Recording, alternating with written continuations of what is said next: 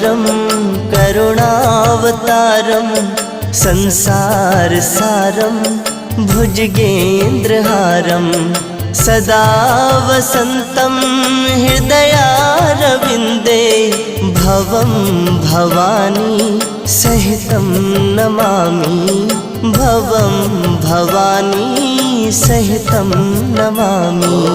कर्पूरगारं